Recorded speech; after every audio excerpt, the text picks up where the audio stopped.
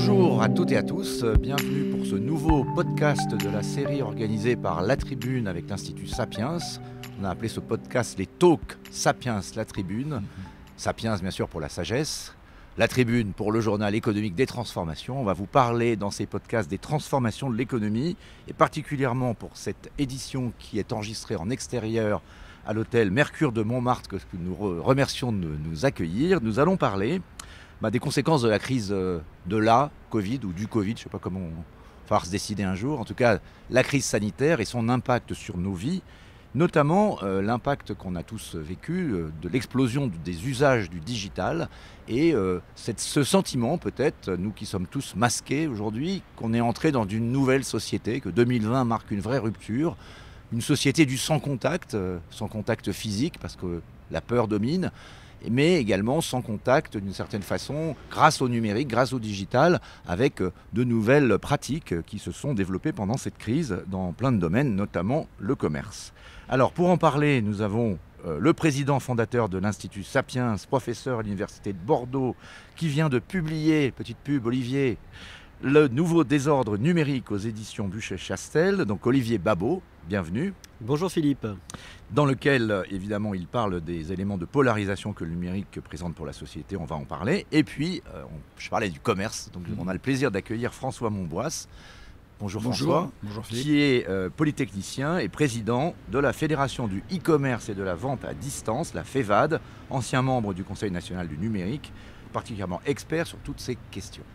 Alors, messieurs, là, on va avoir une discussion, je pense, un peu à bâton rompu, mais qui va vraiment nous amener à essayer de comprendre jusqu'où on va pouvoir aller dans cette société du sans contact et les dangers que ça peut représenter. Donc, on l'a vu, peut-être Olivier, pour chapeauter, comme on dit, notre podcast, on a vu que le numérique, les usages ont explosé pendant la crise. Est-ce qu'il y a un vrai tournant? Est-ce qu'on a assisté pendant ces 6 mois ou 9 mois depuis qu'on connaît le virus à un vrai tournant? Est-ce que c'est une rupture dans nos sociétés? Moi j'ai tendance à penser, je crois que je ne suis pas le seul à analyser les choses de cette façon-là, que la crise du Covid, moi j'arrive pas à dire la Covid, même si il paraît que voilà, l'Académie française avait proposé ce genre-là. L'important c'est de ne pas l'attraper. Mais bon voilà exactement, il vaut mieux pas l'attraper, mais on peut le dire comme on veut, n'est-ce pas, que cette crise en réalité a accéléré des choses qui existaient déjà, elle les a rendues beaucoup plus visibles, les a fait exploser, mais n'a pas changé radicalement. C'est le cas sur cette question de la médiatisation des choses. On est séparés par des médias, il y a un médium qui nous sépare de plus en plus et on a bien vu qu'aujourd'hui on est dans une société qui fait du contact un problème, du contact humain, mais on peut étendre cette idée du sans contact évidemment au paiement. On pense au paiement sans contact et à la fin du cash qui pose à mon avis aussi des problèmes sociaux dont on peut parler, et puis aussi un contact entre les strates de la société, des contacts aussi entre les acteurs économiques. Donc cette idée du sans contact, elle va bien au-delà du contact physique et elle me paraît assez emblématique de cette période nouvelle qui s'ouvre avec la pandémie. Ouais. Alors je disais une rupture, Olivier, donc les usages numériques et digitaux sont quand même développés dans tous les domaines, vous en parlez dans votre livre, le télétravail, la télémédecine, le télécommerce, le e-commerce c'est un peu plus moderne. Là aussi, est-ce que ces tendances qui étaient déjà à l'œuvre, est-ce qu'on peut avoir quelques éléments sur l'accélération et sur le sentiment qu'il n'y aura pas de retour en arrière? Il y a eu évidemment on a accueilli la technologie, on a utilisé la technologie comme l'outil providentiel au moment du confinement. Quand on ne pouvait plus se déplacer, on ne pouvait plus être présent physiquement, heureusement on a pu un peu se faire livrer. On a pu aussi être en relation avec les autres alors qu'on ne pouvait pas physiquement être dans la même pièce. Donc ça a été un avantage absolument incontestable et tout à fait objectif. Mais maintenant, la question c'est celle des conséquences à plus long terme sur une société qui durablement va remettre en cause la présence du contact physique. Et sur le contact physique, pour commencer par lui, il y a une chose absolument intéressante, passionnante à mon avis à souligner, c'est que des études de psychosociologie ont montré combien le fait de toucher quelqu'un avait déclenché une sorte de mécanisme de solidarité humaine. Alors, en deux minutes, je vous raconte l'expérience. On vous demande de l'argent dans la rue. Soit on vous touche un petit peu l'avant-bras, soit on ne vous touche pas l'avant-bras. Quand on ne vous touche pas l'avant-bras, le taux d'acceptation, c'est 28% dans les expériences qui ont été faites. Si on vous touche l'avant-bras, Uniquement ça, un léger toucher de l'avant-bras, c'est 47% d'acceptation. Il y a quelque chose qui se passe dans notre cerveau au moment du toucher physique qui est de l'ordre, c'est assez inexplicable, hein, mais de la solidarité entre espèces. C'est ce qu'on appelle la part d'humanité qui est en nous. Exactement, ça déclenche, le toucher déclenche la part d'humanité qui est en nous. Et donc ça déclenche évidemment la question à l'inverse, est-ce que l'absence de toucher enlève cette part d'humanité qui est en nous? Bonne question, alors peut-être bonne transition, mais pour parler avec François Monboisse, bien sûr, de e-commerce, mais peut-être déjà de façon générale, votre vision de cette crise, effectivement, est-ce qu'elle nous a un peu déshumanisés? Est-ce que les outils technologiques qu'on a à notre disposition nous ont pas un petit peu trop distancés les uns des autres?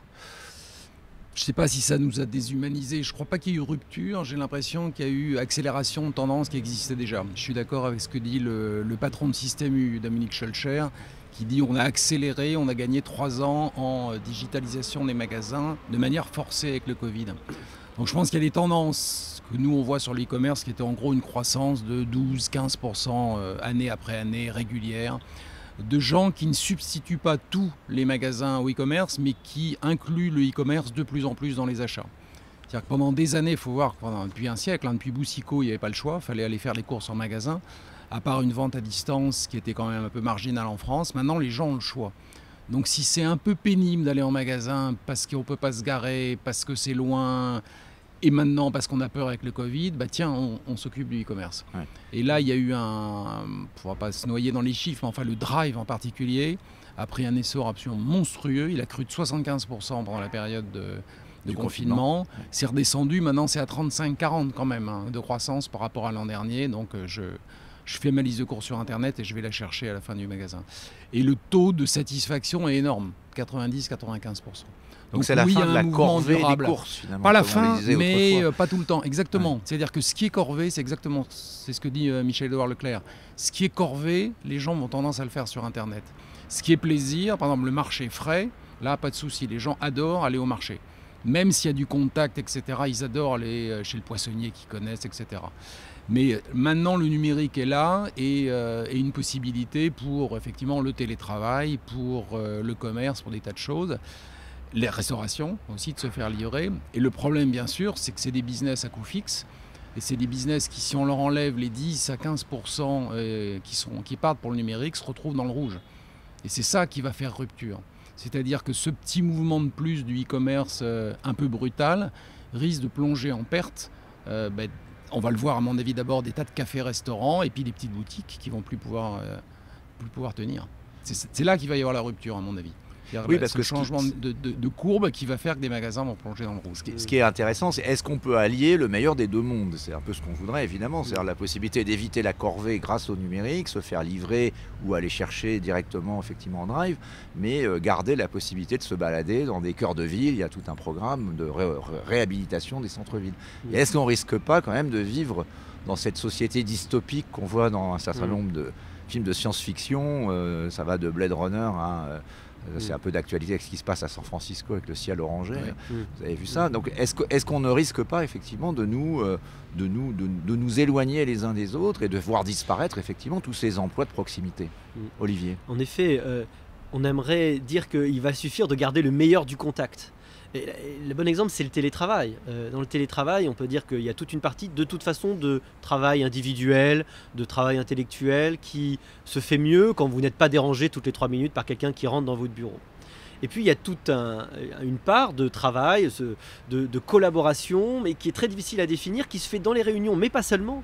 Parce qu'on sait très bien, la sociologie du travail montre très bien que ça se fait à la machine à café, que ça se fait dans ces moments de convivialité, d'autour, d'entre-deux, ce moment marginal de la socialisation qui est souvent le moment fondamental de la coopération et de l'habitude de travailler ensemble. Et le risque, c'est qu'on n'arrive pas à recréer ces façons de travailler qui sont différentes où on va garder le meilleur. Donc on risque de garder aussi, enfin de perdre le meilleur en perdant ces éléments qui étaient effectivement un peu superfétatoires de la coopération au bureau.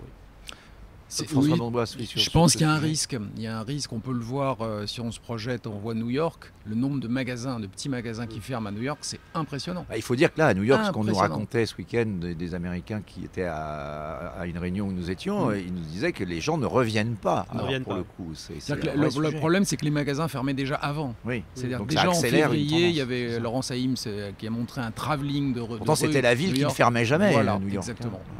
En fait, il y a un autre mouvement qui arrive en plus du Covid, c'est le fait que les centres-villes se ferment à tous les gens qui ne sont pas du centre-ville. L'expérience de Paris là, qui veut piétoniser 1, 2, 3, 4, ça veut dire qu'il y a des tas d'artisans, moi je suis en banlieue, qui me disent je n'accepte plus de contrat dans Paris, un peintre, parce que c'est trop compliqué d'y aller, je ne peux pas me garer, etc. Donc la ville se ferme sur elle-même. Donc restreint les contacts. Les petits commerces qui tenaient avec les touristes étrangers et les banlieusards, en gros, ils n'ont ni l'un ni l'autre. Donc là aussi, ils vont fermer. Et vous rejoignez des transformations. Ce que je disais, moi, je ne suis pas tout à fait d'accord avec Olivier. Je pense quand même qu'on vit une rupture. Même si évidemment cette rupture elle se fait à bas bruit ou lentement. Ce que vous dites par exemple sur le cœur de ville, alors, vous citez Paris qui est plutôt une ville privilégiée, mais c'est vrai partout, mais Paris c'est vrai que le problème c'est l'accès. Et il y a tout un débat pour ces grandes métropoles, il n'y a pas que Paris, qu'on appelle la ville du quart d'heure. C'est un nouveau concept, c'est-à-dire de dire pour trouver le bonheur en gros maintenant dans nos grands centres urbains, il va falloir qu'on organise ces centres urbains de telle sorte que les services essentiels soient accessibles à un quart d'heure à pied ou à vélo. Est-ce que c'est pas ça aussi finalement cette bonne cohabitation entre le numérique et le physique? Je sais pas. Ce que je sais, c'est qu'il y a des tas de business qui ne sont équilibrés que s'il n'y a pas le quart d'heure, mais la demi-heure, ou etc. C'est-à-dire s'il y a d'autres gens qui viennent et que le quart d'heure ne suffira pas à faire que l'artisan, le commerçant puisse vivre. Donc là, il va y avoir des ruptures avec ce concept du quart d'heure. Donc finalement, dans cette société du sans contact, on est en train d'évoluer, Olivier voulait réagir, mais sur la question de la mobilité en fait. Est-ce qu'on va aujourd'hui devenir des gens immobiles, enfermés dans nos appartements la dystopie, effectivement, on voyait ça on va tous devenir gros parce qu'on va manger et on fera plus de sport, ou alors au contraire, on va pouvoir trouver une solution grâce au numérique pour avoir ce que disait le meilleur des deux mondes. C'est ça tout à fait le paradoxe, c'est que on a eu l'impression qu'avec Internet, le village mondial était devenu encore plus petit qu'avant. C'est-à-dire qu'on allait on peut en permanence dialoguer avec n'importe qui est à l'autre bout du monde. Le marché est totalement mondial, et pourtant l'espace, au lieu d'être aboli, fait un retour absolument imprévu, et même plus que ça, c'est le cloisonnement, c'est le retour des murs. Dans mon livre, je souligne que les historiens, les archéologues voient des alternances de construction ouverte, de construction protégée, fortifiée avec des remparts, comme une très bonne indication de la montée et des baisses des civilisations. Quand vous êtes, comme en Crète, en civilisation de paix dans le bassin méditerranéen, vous faites des palais ouverts sur la campagne, parce que vous ne mettez pas de murs, parce qu'il n'y a pas de danger. Puis quand reviennent les murs, on pourrait dire aussi, pareil pour les villas romaines qui étaient ouvertes sur la campagne, et puis après, évidemment, plusieurs siècles plus tard, avec la fin de l'Antiquité, le retour des murs. Et ben, on est à une époque de retour des murs, on peut le voir aujourd'hui, c'est-à-dire de recloisonnement social et de cloisonnement spatial, c'est-à-dire qu'on remet des fermetures là où elles étaient tombées, et on voit bien que le thème de l'autosuffisance, du repli, de la ville du quart d'heure, c'est en fait le thème de on va vivre dans notre quartier, mais donc il ne faut pas que les gens y entrent. Et c'est bien le contraire même de ce qu'était le commerce depuis le début, qui est de mettre en relation avec ces grandes foires qu'il y avait, d'endroits où on était des nœuds de communication. Très paradoxalement, le numérique a renforcé une économie château fort. L'impression, exactement, et la nécessité d'être entre soi et de se replier sur sa bulle, y compris sa bulle sociale de gens avec qui on est en permanence avec des gens qui sont identiques à nous-mêmes plus que jamais en fait. Mais François Bombois, on a vu cette crise aussi, alors beaucoup dans le commerce aussi, au travers de la crise des gilets jaunes, avec l'histoire des ronds-points, avec les gilets jaunes qui viennent dans les grandes villes pour montrer qu'ils sont là et pour dire nous aussi on veut avoir accès d'une certaine façon à tous ces services qui sont les grands services urbains. Donc est-ce que comment est-ce qu'on résout cette tension sociale finalement qui est en train de ça je sais pas, c'est pas facile, mais effectivement il y a une convergence vers ce localisme. C'est ça que je trouve intéressant de la part en gros du Front National et des écolos.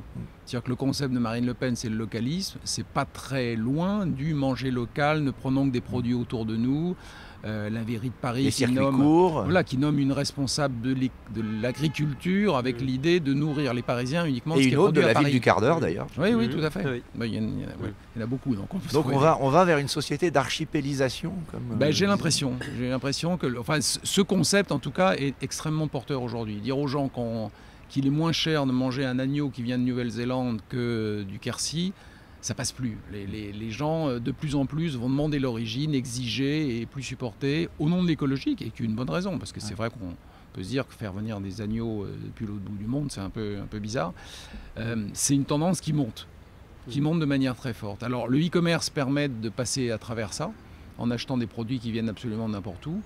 Mais là aussi, il y a une demande, même sur les sites, sur les grosses plateformes, de savoir d'où viennent exactement les produits. Bien sûr, il y a cette application qui devient presque un terme générique, Yuka, et qui va aller aujourd'hui vers des questions d'environnement, d'origine. Traçabilité. On veut même faire un Yuka du Made in France, voire du Made in chez moi. C'est ça finalement qui pourrait être l'avenir aussi. Mais c'est une rupture totale, parce que dans l'automobile, enfin vous en avez parlé je crois dans une autre étude, il y a les allers-retours des pièces de rechange, etc. dans la fabrication d'une voiture font qu'on ne peut absolument pas dire qu'une voiture vient d'Italie ou d'Espagne ou des États-Unis. Donc le monde est fait aujourd'hui avec une interconnexion totale des économies, d'où le problème du Brexit, du détricotage, enfin c'est pas le seul, mais de la Grande-Bretagne, du reste de l'économie. Donc si on va vers cette société, c'est une rupture totale. Et on ne le réalise pas bien, mais on est par le bout de l'écologie, à mon avis, oui, effectivement, cette ville du quart d'heure, on ne bouge plus trop, etc. Ça a des conséquences terribles. Oui, Philippe parlait des Gilets jaunes.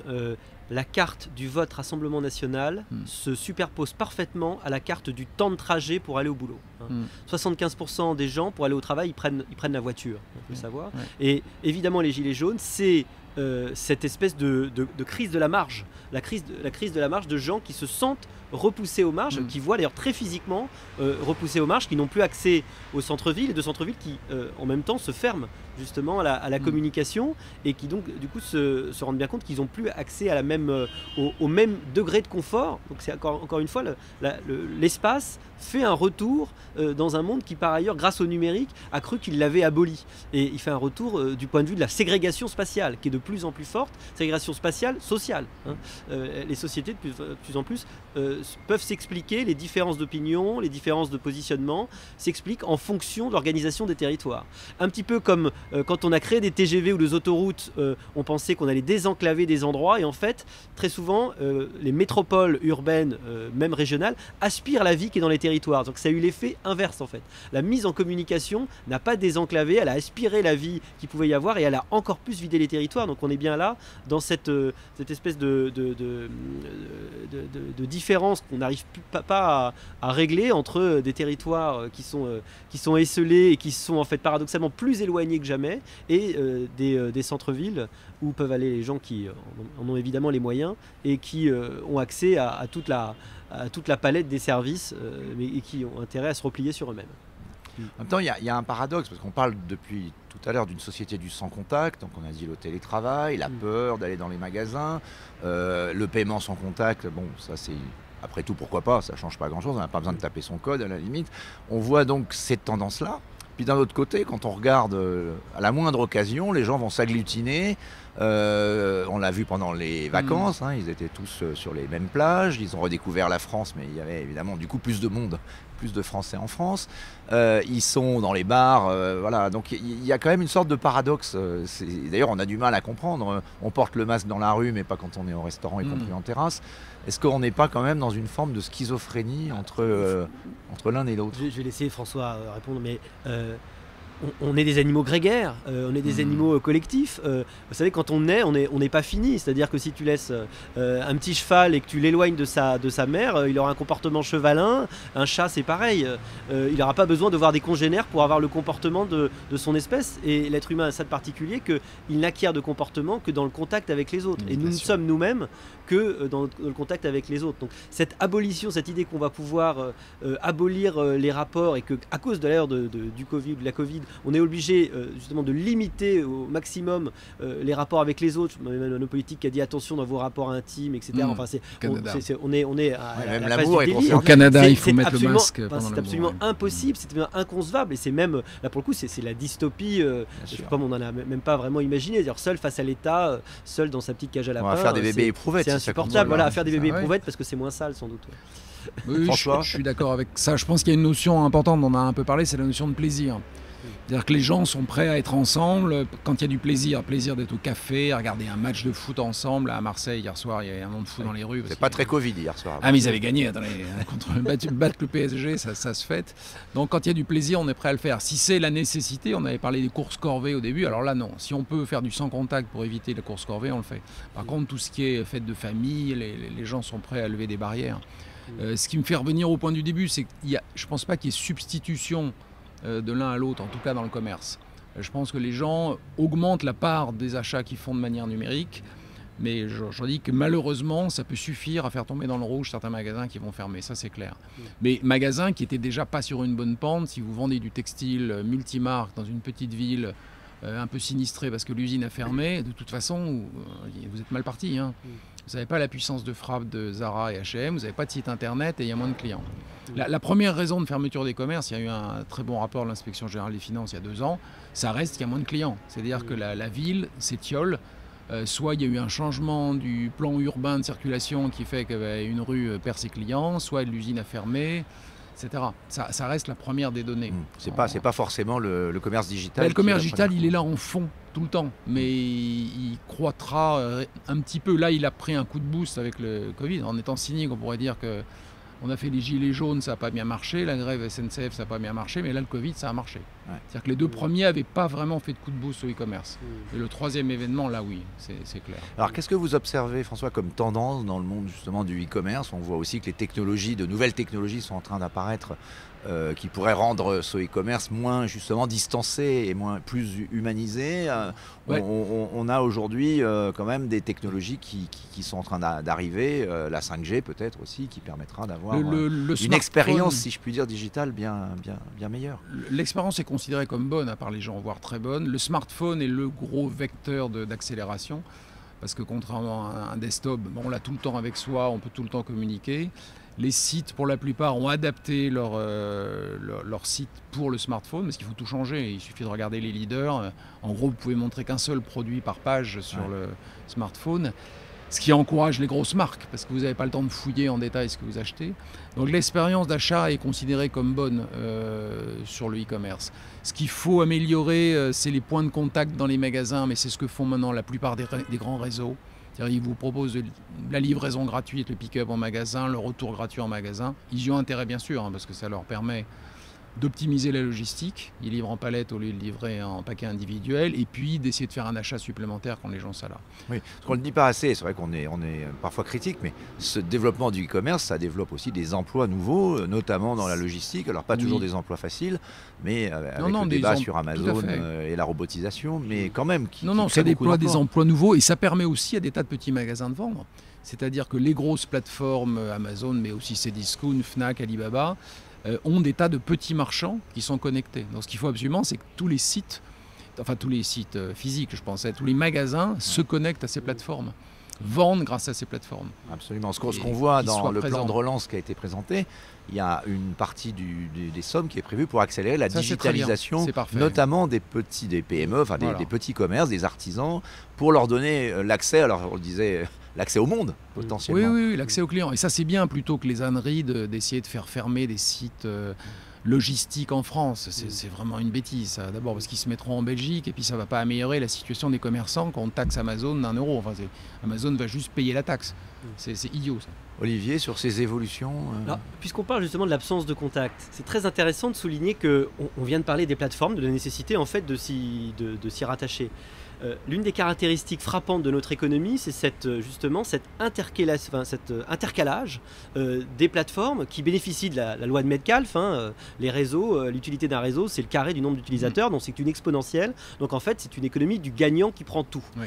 C'est une économie où une plateforme devient une sorte de monopole naturel qui s'intercale entre l'offre et la demande du coup qui n'ont pas de contact en dehors de la plateforme, et ça pose quand même un problème dans le fonctionnement de nos économies, qui est cette montée de ce qu'un auteur qui s'appelle Kotkin, il a publié le livre tout récemment, là, cet été, a parlé de néo-féodalisme. C'est-à-dire que ces grandes plateformes jouent le rôle de nouveaux féodaux qui vassalisent l'ensemble de leurs fournisseurs, l'ensemble des autres entreprises, et qui transforment aussi d'ailleurs les clients en forme de vassaux. Donc cette absence de contact, il est aussi à lire à travers cette séparation, cette économie biface qui naît avec les plateformes.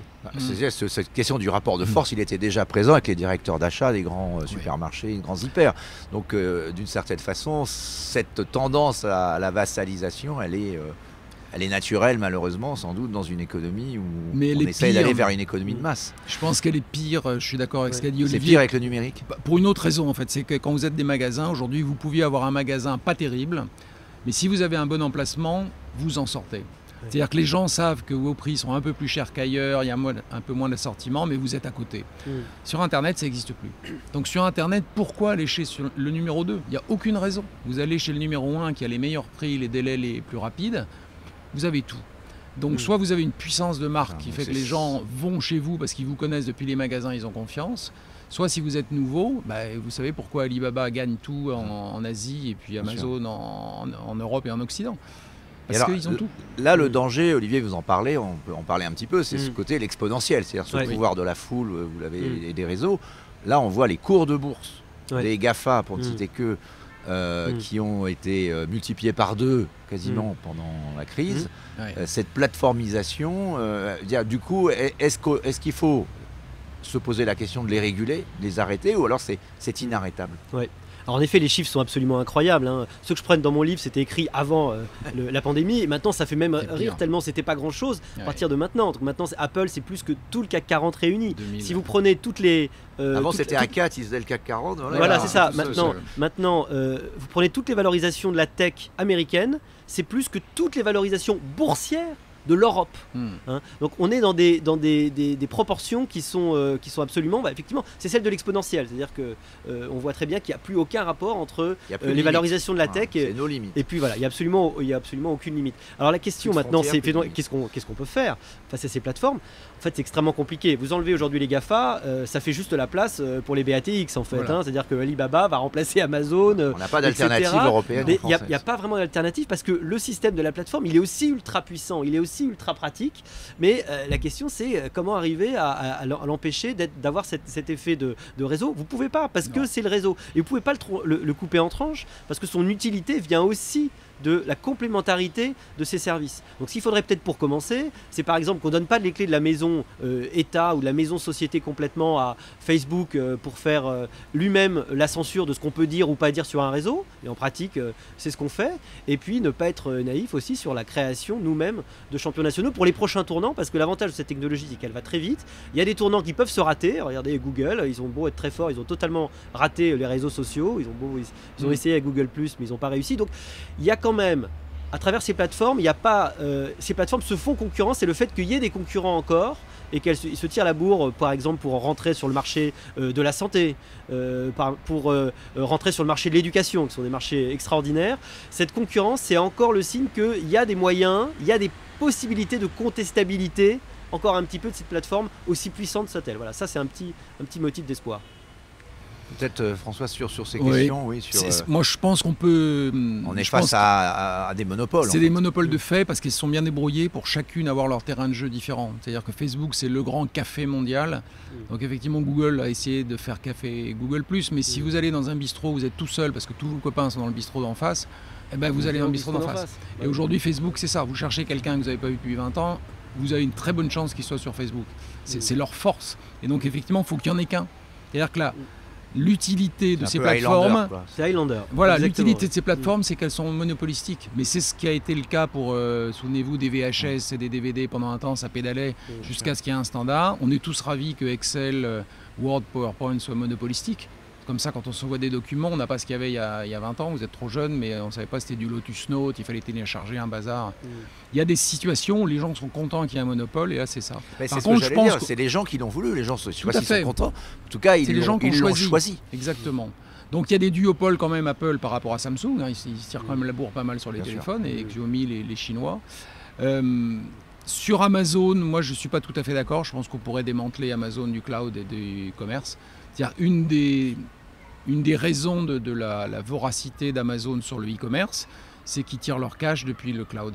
Et le cloud, c'est pas le même Oui, business parce que pendant le des e-commerce. années, Amazon ne gagnait pas d'argent. Et maintenant, ils en gagnent pas mal. D'abord, Mais- ils en mais gagnent, pas- ils pas en gagnent en tellement, e-commerce. avec des marges quand très même. faibles dans le commerce. Non, oui, mais regardez les marges du Carrefour et d'Auchan, c'est pas mieux. Bien sûr. Donc, dans le commerce, c'est un métier de peu de marge.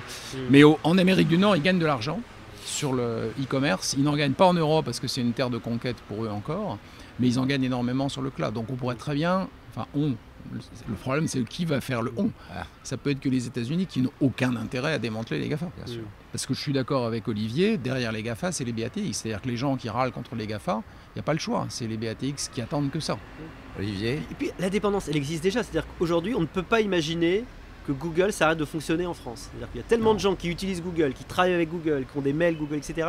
Si vous enlevez les services de Google, concrètement, la France est bloquée. C'est-à-dire qu'il faut on a essayé de créer réaliser... une alternative Quant. européenne qui Non, mais s'appelle ça- Quant, oui, mais et c'est- ça n'a pas marché. Certes, mais ça prendrait du temps. C'est-à-dire qu'aujourd'hui, à l'instant T, ça prendrait beaucoup de temps d'en sortir. C'est pas comme si vous coupiez un simple fournisseur et vous n'avez pas d'alternative. Les alternatives existent, mais elles sont longues à mettre en place. Et donc il y a ce problème-là, c'est cette dépendance de fait. Et effectivement, les gens choisissent. C'est one click away, mais on n'a pas intérêt à faire le one click Non. away parce que ce Oui, mais est-ce qu'il n'y a ce pas un rôle mécanisme... à un moment donné des pouvoirs publics, de régulateurs? Regardez sur la santé, on crée un hub des data, ça s'appelle F-Data Hub, et on confie le cloud à Microsoft, alors qu'on pourrait très bien essayer de faire émerger un champion du cloud, OVH.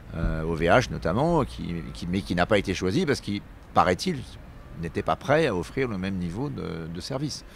Donc en fait, c'est là, toujours cette question d'exponentielle, c'est-à-dire que comme ils sont les meilleurs dans tout, Ce qui est Ils vrai, sont c'est qu'une fois que inarrêtables. tu as de l'avance dans l'exponentielle, il faut un tout petit peu d'avance pour que vous soyez 1000 fois meilleur que C'est ça. celui qui Mmh. arrive.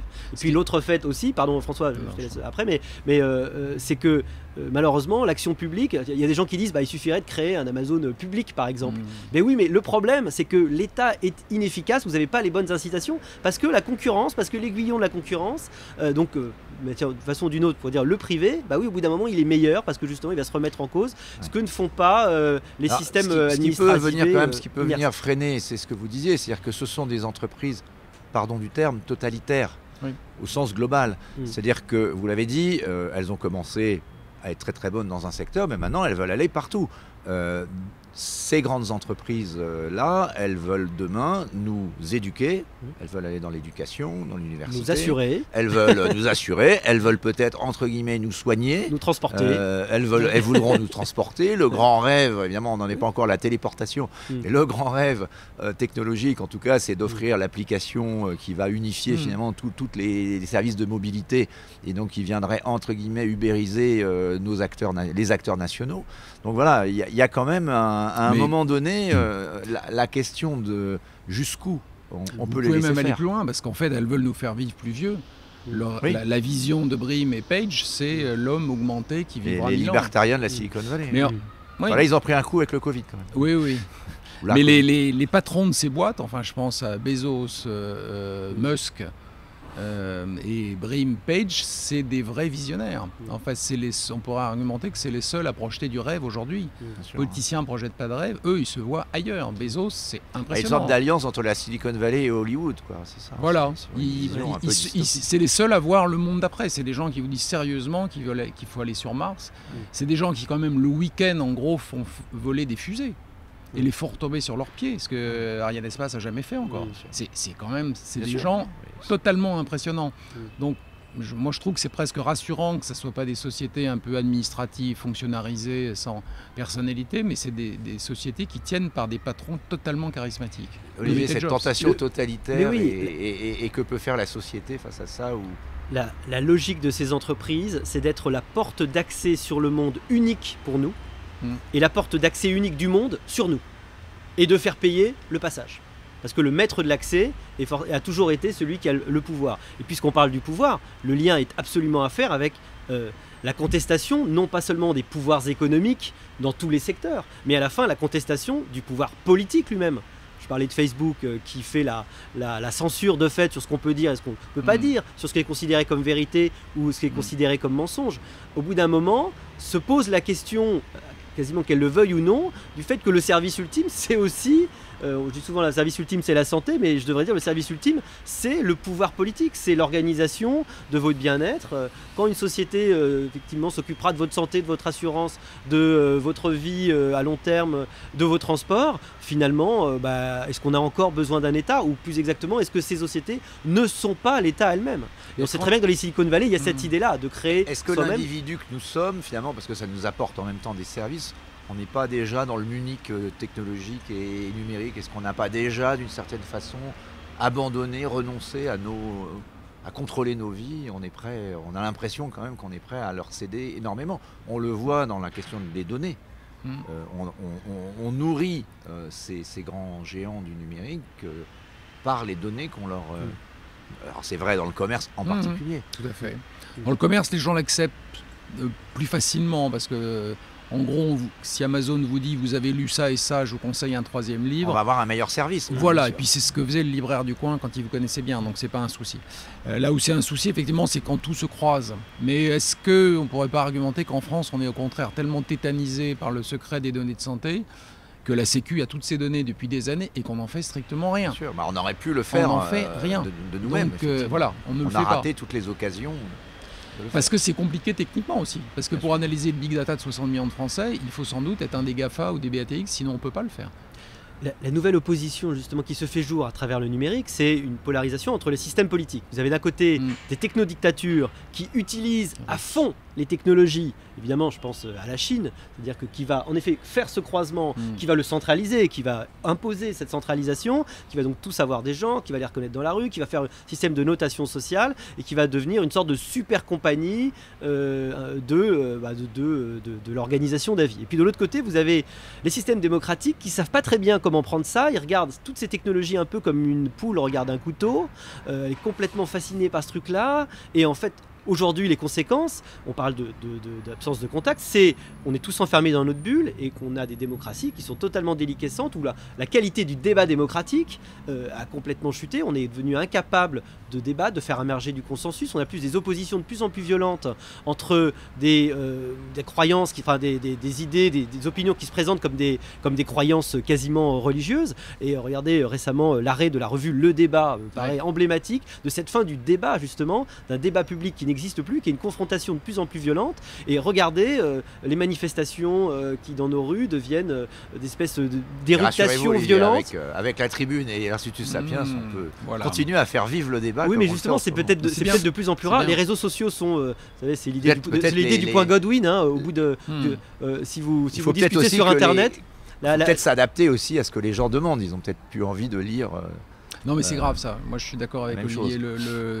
Je crois que Bernard Sananès en parlait aux rencontres d'Aix. Les gens n'ont plus confiance dans les statistiques et dans les chiffres. Bien sûr. Et ça, c'est très grave. Parce que ça veut dire qu'on ne peut plus débattre. On se heurte à un mur de croyances. Et là, c'est toute la cancel culture aux États-Unis. Le sujet dont, même en université, on n'a plus le droit de débattre. Parce que l'un des participants s'estime offensé dans son honneur, sa vertu, sa race, sa religion. Et donc, c'est très grave. Le numérique l'amplifie puisque Facebook fait se rencontrer les gens qui pensent la même chose et uniquement la même chose, avec des agressifs dans le groupe qui tirent le groupe vers plus agressivité, et on a des clusters comme ça. Et c'est vrai que le poids de Facebook, là c'est pas les GAFA, c'est Facebook qui est vraiment sur ce sujet, dans la campagne américaine, va être encore très important cette année, comme il y a 4 ans. Je crois que d'eux-mêmes, ils ont annoncé qu'ils ne s'occuperaient pas de politique, mais uniquement la dernière semaine, parce qu'ils savent bien le rôle énorme qu'ils ont à propager des thèses qui ne sont pas vraies, mais auxquelles les gens adhèrent parce qu'ils les croient. Et j'y crois, et donc c'est vrai. Si je crois que 2 et 2 font 5, ça a autant de valeur, et c'est mon opinion, et il faut me respecter dans ma croyance. Et ça, c'est extrêmement grave. En économie, on sait que trop d'impôts tue l'impôt. Donc il y a une sorte de courbe en cloche du taux de prélèvement. C'est-à-dire que de la recette associée au prélèvement. Si vous prélevez beaucoup, au bout d'un moment, ça va baisser vos recettes parce que les gens sont découragés. Eh bien, on est en train de s'apercevoir, mais ça on ne le savait pas, qu'il y a une courbe en cloche de l'information. C'est-à-dire qu'un tout petit peu d'information, vous avez très peu de diffusion du savoir et très peu de transparence. C'était, mettons, l'Antiquité, le Moyen-Âge, vous avez une toute petite élite qui a l'info. Et puis, Gutenberg, explosion de la capacité des gens à s'exprimer, c'est à travers les feuilles volantes, des petites feuilles volantes qu'on imprimait facilement, plus que les livres d'ailleurs, contrairement à ce qu'on pense, qu'il y a des idées qui s'échangeaient. changé, ça a permis la réforme, ça a permis le fait que les gens se prenaient le savoir eux-mêmes et non plus par une toute petite élite. Et puis l'explosion de l'accessibilité de l'information aujourd'hui nous fait redescendre dans la courbe de la transparence et de la diffusion du savoir. Mais ça, on ne pensait pas. C'est-à-dire qu'on pensait que ce qui est très paradoxal, parce qu'on aurait pu imaginer qu'après Gutenberg, le numérique, Internet, le village mondial permettait au contraire. En l'an 2000, on le pensait tous. On avait tous rêvé à ça, que le savoir moyen, oui, parce qu'on n'avait pas vu ce qu'on appelle aujourd'hui l'ultra-crépidarianisme. Vous savez, cette locution latine qui est sutor ne supra crepidam, cordonnier pas plus haut que la chaussure, c'est-à-dire juge là où tu connais. Malheureusement, les gens ont tendance, et c'est aussi ce qu'on appelle l'effet Dunning-Kruger, du nom de ces psychologues qui ont mis en évidence cet effet, que moins on connaît un sujet, plus on va penser, plus on va être certain qu'on y connaît quelque chose. Et à l'inverse, le spécialiste, lui, va être plein de doutes, donc tout le monde va parler de n'importe quoi sur les réseaux, va être renforcé dans sa croyance par des effets d'agrégation, ou un peu comme dans une cour de récréation, c'est celui qui crie le plus fort qui va être audible, et donc les gens vont s'agréger autour de ses croyances, et ça fait des effets de polarisation des croyances, et c'est ce qui mène à cette incapacité des opinions de se parler, de se toucher. Donc le sans contact, il est aussi là, dans le sans contact des bulles de croyances qui font que le débat public est plus possible. Or, la démocratie avait besoin de ce débat public et de cette société d'élite où les gens étaient capables de faire apparaître. Parce que François, on pourrait peut-être faire le lien. On n'a pas beaucoup parlé de la monnaie, mais c'est vrai que dans le commerce, il y a la question de l'échange en fait.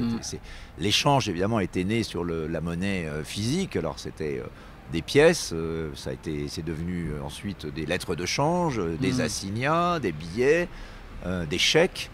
Aujourd'hui, des cartes de crédit, et puis on est en train de dématérialiser, dans certains pays, de façon très extrême d'ailleurs, la monnaie. Est-ce que ça, c'est finalement l'expression de cette nouvelle société? S'il n'y a plus de matérialisation de la monnaie, ça veut dire qu'on va vraiment vers une société complètement...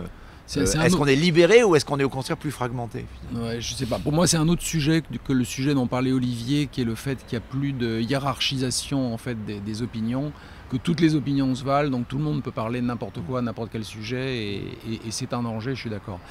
Sur la monnaie, oui, il y a une tendance depuis longtemps menée par les fiscs de tous les pays d'ailleurs, à vouloir supprimer le cash, etc. Sur le e-commerce, je dirais que c'est une nécessité de ne pas avoir de cash. Certains pensent que c'est une des raisons pour lesquelles d'ailleurs le e-commerce est autant en retard en Italie, en Espagne et en Grèce, enfin les pays où le cash reste important. Le cash, même en Belgique. C'est plus difficile de blanchir. Exactement, c'est quand même plus difficile. C'est possible, hein. C'est possible. Donc tant que ça se faisait progressivement, le e-commerce, il n'y avait pas de souci. Les sociétés, il n'y a plus de cash, c'est les sociétés nordiques, scandinaves, le Japon. 2% des paiements seulement en Suède, le cash. Voilà. Où le rapport à l'impôt est quand même pas tout à fait le même que. Et donc la disparition du cash, c'est quelque chose qu'on peut envisager? Alors pour moi, c'est très préoccupant. Alors c'est intéressant parce que justement, on a un projet de travailler là-dessus chez Sapiens. Pour moi, d'abord, il y a le côté échange n'est plus là. Et le côté échange était important. Il y a un côté don contre don. Je rends la monnaie. Dans l'échange physique, je rends la monnaie. Pour beaucoup de gens aussi, c'est très utile pour pouvoir vraiment gérer un budget. C'est-à-dire que vous avez une enveloppe avec l'argent que vous pouvez dépenser, alors que quand vous payez en sans contact, il y a un côté $1 qui, à mon avis, est terrible. Mais la chose la plus importante sur la fin du cash, c'est qu'elle est emblématique d'une société qui ne parle que d'inclusion et qui, en réalité, en voulant inclure les marges, les exclut. Parce qu'aujourd'hui, qui va utiliser le cash? Qui va faire du petit travail en cash, un outil pour arrondir ses fins de mois? Le problème, c'est pas pour le grand banditisme en réalité qu'il y a d'autres problèmes, et c'est pas pour les gens qui sont très aisés, c'est les gens les plus modestes au contraire, qui vont beaucoup vivre en cash, qui parfois d'ailleurs vont même pas être bancarisés. Et donc la suppression du cash pour eux, c'est un problème. D'ailleurs, je crois que c'est pour ça que la Suède est en train de revenir en arrière sur l'idée qu'ils allaient supprimer le cash, parce qu'ils se rendent compte qu'il y a toute une partie de la population pour qui le cash reste encore fondamental. C'est-à-dire qu'on ne peut pas, supprimer ces marges qui existent aujourd'hui. On peut constater qu'elles existent, des gens qui vont vivre comme ça au jour le jour avec du cash. C'est sûr que c'est voilà, exactement. Et donc supprimer le cash, aujourd'hui ils demandent des tickets restaurants, mais même eux sont dématérialisés. Voilà, oui, c'est exactement. Vous ne pouvez plus donner de tickets restaurants, donc ça pose un problème pour la frange la moins aisée de la population, et ça il faut s'en rendre compte. La plus fragile, ouais. Non, je suis assez d'accord. Ouais. Je crois qu'on l'a vu d'ailleurs à la fin du Covid, vous avez des tas de petits métiers informels avec des pourboires, etc., qui ont disparu avec le confinement, je veux dire. Et c'est des gens qui souffrent et qui effectivement vivent avec le cash. Bon, on arrive je crois, on a un peu fait le tour. On arrive à la fin de ce podcast. Peut-être juste vous demander tous les deux une vision pour le futur. Finalement, qu'est-ce que vous voyez en 2 minutes comme si on prolonge les courbes? de ce qu'on observe aujourd'hui. Si on est à aller sur la décennie qui vient, qu'est-ce qui va se passer pour cette société du sans contact et numérique? Alors si on prolonge les courbes, on serait extrêmement inquiet, donc je préfère ne pas les prolonger pour faire dire ce que j'espère. Ce que j'espère, c'est un sursaut où on va réussir à re-hiérarchiser l'information, c'est-à-dire à comprendre qu'une opinion n'est pas la même chose qu'un savoir, et donc ça, c'est accepter que l'égalité des gens, c'est pas que chacun dise, que chaque opinion ait le même poids. C'est pas parce qu'on est égaux en tant que citoyen que chaque opinion n'a pas le même poids. Il faut qu'on reprenne en main aussi notre formation, notre cognition, qu'on devienne des athlètes de la cognition, parce qu'au siècle cognitif, si on veut être un travailleur, un consommateur et un citoyen responsable, et si on veut que la société n'explose pas et que cette polarisation ne continue pas, il faut chacun qu'on devienne des athlètes de la cognition et de la formation, et qu'on sente tout au long de notre vie. Donc c'est ça, ce que l'État devrait nous répéter tous les jours, c'est cultiver votre cerveau au moins autant que vous devez cultiver votre corps pour éviter l'obésité. L'éducation au numérique pour empêcher que le désordre devienne un chaos numérique. Exactement. Ça, François, un mot de conclusion. Oui, sur le commerce, que je connais mieux, il faut trouver un équilibre et trouver une harmonie entre un commerce sur Internet qui va continuer de croître, c'est clair, et des magasins qu'il faut préserver. Et donc les magasins vont devoir trouver un équilibre avec une partie du chiffre d'affaires qui leur échappe. C'est pas simple. Mais les actions cœur de ville sont des bonnes idées, c'est-à-dire se concentrer sur quelques cœurs de ville. La digitalisation peut être un outil finalement, peut être aussi... Alors la digitalisation doit être utilisée par tous les commerces pour avoir accès à leurs clients où qu'ils soient et pouvoir les livrer, ça c'est clair. La digitalisation doit être un outil aussi pour redynamiser des zones rurales en mettant la fibre partout, pour que les gens puissent ne pas être obligés d'habiter en centre-ville, mais puissent aller... Je pense qu'il va y avoir un mouvement de gens qui ont envie d'habiter à la campagne en fait. Ça commence. Oui, ça commence, et puis avec le télétravail, les gens se disent mais finalement pourquoi j'habite en banlieue à 1 heure de mon travail si je peux le faire en étant à 2 heures dans une maison carrément à la campagne. Donc je pense qu'il faut utiliser positivement, Olivier a raison, il faut que l'État utilise positivement le numérique pour ça. Et sur la cognition, moi je le mettrais comme vraiment distinguer la science, les faits des commentaires. Il y a un trop grand amalgame qui est fait entre les deux. Pour revenir à ce que j'ai dit tout à l'heure, le fait que les gens ne croient plus les chiffres, ne croient plus les statistiques, c'est extrêmement inquiétant. Là c'est politiquement extrêmement inquiétant, donc ça il faut le changer.